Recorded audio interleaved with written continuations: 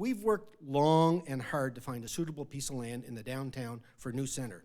Well, ladies and gentlemen, tonight I am thrilled to be able to announce that the search is over. The city will be providing an incredible site of land on which we have in the west riverfront area, currently by York Street parking lot. We're going ahead with this project.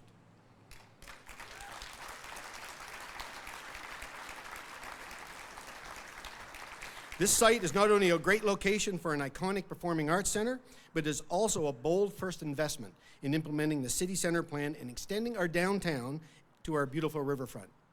Our city center plan talked about promoting development in this area and eventually converting St. Anne Point Drive from a suburban freeway to a riverside promenade. This is a bold new step. We have a once-in-a-generation opportunity to build a structure that will not only inspire and grow our cultural community, but we will also generate excitement and other development in this part of our downtown. Our planning staff is waiting for the developers in this room to come visit them to join us when we build down along the riverfront. The plan is, as soon as we get that location locked in a short while, I'm going to go down and visit Mr. Horstman. We're going to go arm in arm to grab the MP Matt DeCourcy. They're going to walk down to the Premier's office. We're going to get the documents signed, the money flowing, and this project underway.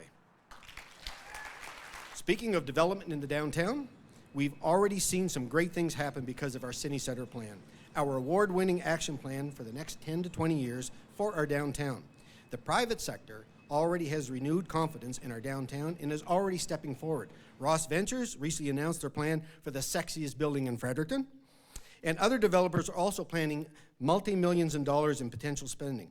Plaza Core is building on Dundonald Street, the Home Hardware is building on King Street, the hotel is going right beside us, and I can tell you there's many other developers in talking with our staff. There's a lot happening, folks, and the confidence in the city center plan is what's driving it. Complementary to our city center plan, this year council approved the Garrison District Master Plan, our vision for one of the most important civic and cultural spaces. We took the first big step by buying Officer Square, and we're moving ahead with the design to renew this space. Thanks to Mr. Horstman and the province for your valued assistance in making this happen. Expect our 2017 budget to aggressively kickstart this project. And we're in the midst of a huge public engagement effort with Imagine Fredericton, our citywide planning initiative to develop a new growth strategy and municipal plan for our city. We're having a community-wide conversation about the future of Fredericton. We're looking ahead to the next 25 years of the city's development, and the community is stepping up to tell us what they'd like to see for our future. You can visit imaginefredericton.ca to see all the great work that's happening on that front. Ladies and gentlemen, when implemented, these plans will embrace complete communities, stimulate active transportation, provide unique housing opportunities for all, protect our environment, and make our already vibrant downtown a pedestrian, family, and tourist-friendly magnet. And as I previously stated, things just don't happen here. We plan ahead. We'll be ready to become that city of 90,000 people, ready, willing, and able. Speaking about growth of our city, one of the key projects we're pushing for is the renovation and expansion of the Fredericton International Airport, which is 75% over capacity. Our city is growing, businesses are locating here, and tourism is up. We need a properly sized airport. The expansion is shovel-ready, the airport authority is ready to go, but we need the federal funding approval.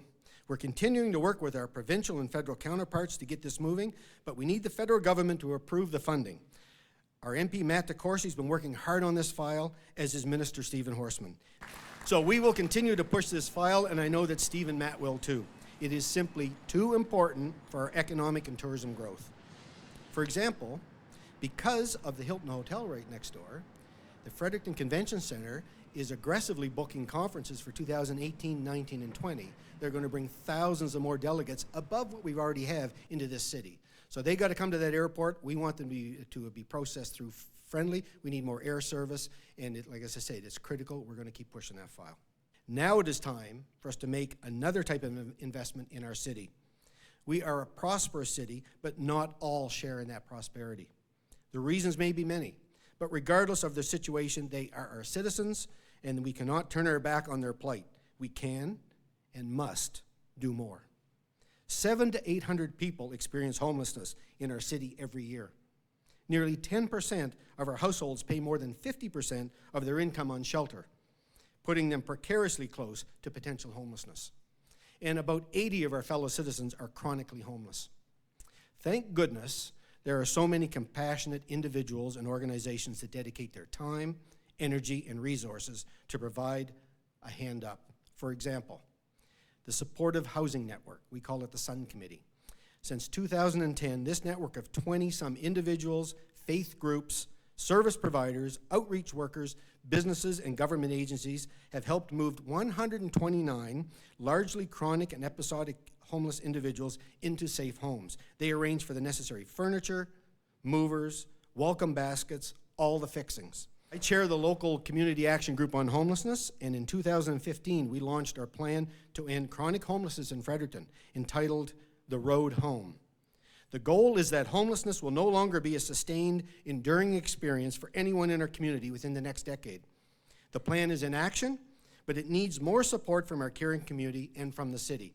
That's why tonight I'm announcing the launch of the Mayor's Task Force on Homelessness, a community and city-driven initiative to examine the challenges across the entire housing continuum, to identify actions within the city's jurisdiction to help Fredericton end long-term, persistent homelessness and increase affordable housing options. Ladies and gentlemen, these are but some of the challenges facing our city. Some of our newest residents from those war-torn countries fled dictatorships and destroyed homes, walked hundreds of miles while dodging bombs, disease, storms, and corruption, just to be with us. Here in Fredericton, we are growing, and we're well managed, and we have our collective eye to the future. We have strong partnerships with the universities, the airport, Ignite Fredericton, Downtown Fredericton, Business Fredericton North, and our award-winning Chamber of Commerce. There is plenty of good news to embrace. Bear with me, here we go. Our unemployment rate is less than 5%, the lowest in the province and third lowest of 33 Canadian cities of significance. Our World Health Organization ranked us 8th in the world for clean air. We have the most entrepreneurial university in Canada. We have the largest actual population growth of all Canadian cities in the last national census. Queen Street was chosen as the greatest urban street in Canada. Yeah. KPMG ranked Fredericton as the most cost-competitive city in New England and Atlantic Canada in 2016.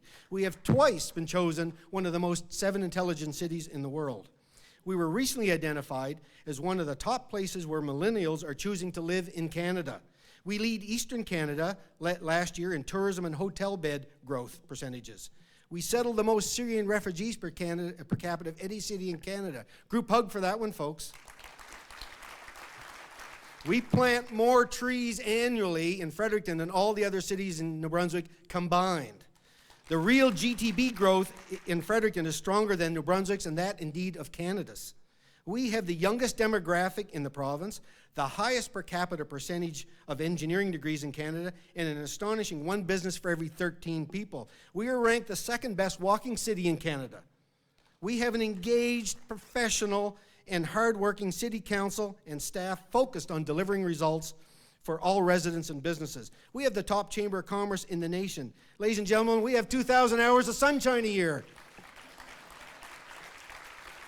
We have our challenges, but our future is bright and the state of our city is strong. Ladies and gentlemen, New Brunswick needs more Fredericton.